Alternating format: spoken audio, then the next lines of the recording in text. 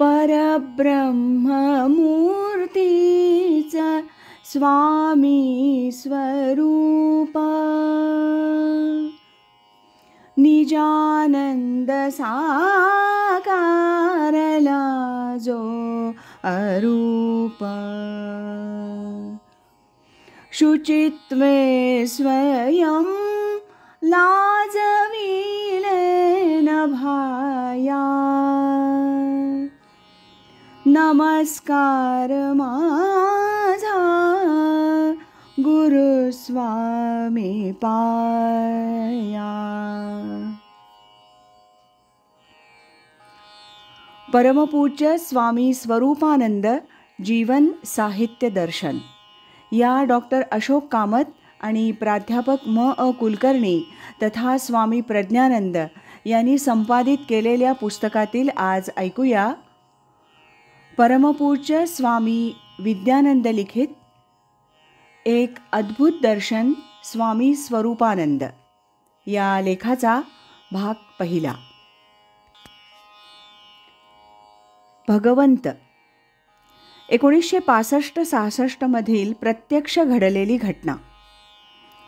मुंबईचे एक स्वामीभक्त काही महिन्यांच्या अंतरानं आवर्जून स्वामींच्या दर्शनाला येत असत. गृहस्थ श्रीमान होते. त्यांची स्वतःची गाडी होती आणि पगारी ड्रायव्हरही होता. ते ज्याप्रमाणे स्वामींकडे येत त्याप्रमाणे मुंबईलाही ख्यातीप्राप्त सत्पुरुषांकडे जात असत. स्वामी तथा ते सत्पुरुष या दोघांशीही त्यांची तेवढीच जवळीक होती आणि दोघांकडे जाताना ड्रायव्हरही दर्शनाकरता बरोबर असे. ड्रायव्हर प्रामाणिक, सचोटीचा पण अशिक्षित होता. एकदा पावसला दर्शन घेऊन मुंबईकडे निघाल्यावर वाटेत त्या गृहस्थांनी ड्रायव्हरला सहज विचारलं, तू मुंबईला त्या सत्पुरुषांकडे येतोस आणि आता पावसलाही स्वामींच्या दर्शनाला आलास.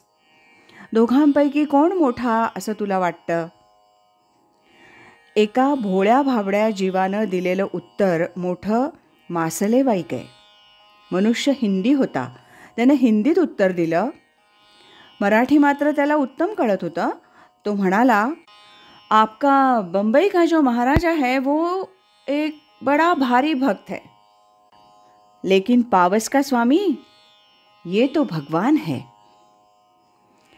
एक निर्मळ मनाच्या माणसाचे हे उद्गार. भारताच्या अध्यात्म क्षितिजावर बरेच तारे कमी जास्त प्रकाशानं लुकलुकत असतात. पूर्वीही होते, आत्ताही आहेत. लुकलुकणाऱ्या प्रत्येक ताऱ्याला प्रकाश असतोच, पण प्रकाशाच्या दर्जावर साधक तथा सिद्ध या दोघांनाही जाणीव असते की आपला प्रवास भगवत प्राप्तीच्या दिशेनं चालू आहे. भगवंत म्हणून जी गुणवैशिष्ट्य येत असतात तिकडेही ते लक्ष ठेवून असतात. परंतु जो भगवंत या अवस्थेत प्रवेश करतो त्याला आपण अमुक गुणांनी संपन्न आहोत याची जाणीवही नसते. हेतू पुरस्सर तो काहीही करीत नाही. जे घडत राहतं ते सर्व सहजावस्थेतून. तथापि त्यांच्या दर्शनेच्छू मंडळींना भगवंताकडून सहज स्थितीत होणारं प्रक्षेपण हृदयात समाधानाचा तथा आनंदाचा कल्लोळ निर्माण करून जातं. आत्ताच दिलेल्या या मासलेवाईक नमुन्यातून सामान्य जीवाच्या आनंदाची कल्पना सहज करता येईल आणि त्यातूनच स्वामी स्वरूपानंदांच्या अवस्थेचं मूल्यमापनही करणं शक्य होईल. पूर्व ऋषी.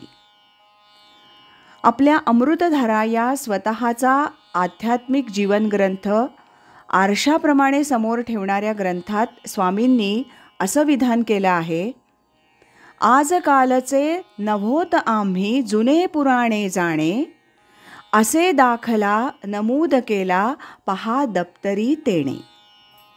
हे कुठलं दप्तर आणि तेणे म्हणजे नेमके कुणी याचा उलगडा करणं तसं अवघड आहे. बराच शाब्दिक खल त्यासाठी करावा लागेल.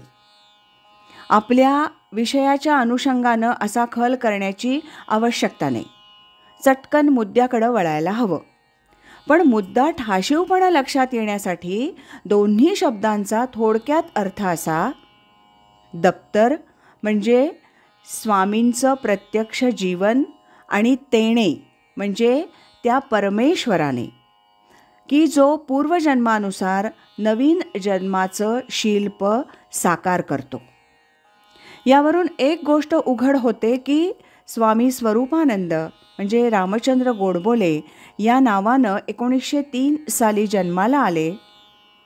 हे भौतिक स्तरावरील प्रकट सत्य असलं तरी पूर्वजन्मामध्ये जी आध्यात्मिक श्रेष्ठ अवस्था प्राप्त करून घेतली तिचं साकार प्रकटीकरण रामचंद्र गोडबोले या नावानं 1903 साली झालं, हे परमसत्य होय. यालाच अनुलक्षून संत तुकारामांचे उद्गार अभ्यासनीय आहेत. ते म्हणतात, आम्ही वैकुंठवासी आलो याच काजासाठी, बोलिले जे ऋषी साच भावे वर्ताया. वेद उपनिषद ही ऋषीवाणी कुठल्याही काळात कशी सत्य आहे हे दाखवून देण्यासाठी तुकारामांचा जन्म झाला, असं आत्मनिवेदन त्यांनी केलं. आत्मनिवेदन करणारे तुकाराम पूर्वजन्मात अनेक ऋषींपैकी स्वतःही एक ऋषी होते. हे जरी त्यांच्या वाणीमुळं सहज आकळतं, तसंच स्वामींच्या वाणीमुळं हेही लक्षात सहज येतं की अध्यात्मज्ञानाचा मंगल स्रोत निर्माण करणाऱ्या महान ऋषींपैकी स्वामीही एक होते. मनुष्य देहरूपानं आधुनिक काळात 1903 साली ते प्रवर्तित झाले. स्वामींनीच एका अभंगात वर्णन केल्याप्रमाणे शब्दांची वाऊगी चाऊटी करण्यापेक्षा स्वये आत्माराम दाखवावा हे प्रत्यक्ष कार्य 1974 पर्यंत करून ते निजधामाला गेले. साधक हो, आज आपण इथेच थांबूया. लेखातला यानंतरचा भाग आपण उद्या ऐकूया. श्रीमत सच्चिदानंद सद्गुरु श्री स्वामी स्वरूपानंद महाराज की जय. हरि ओम तत्सत.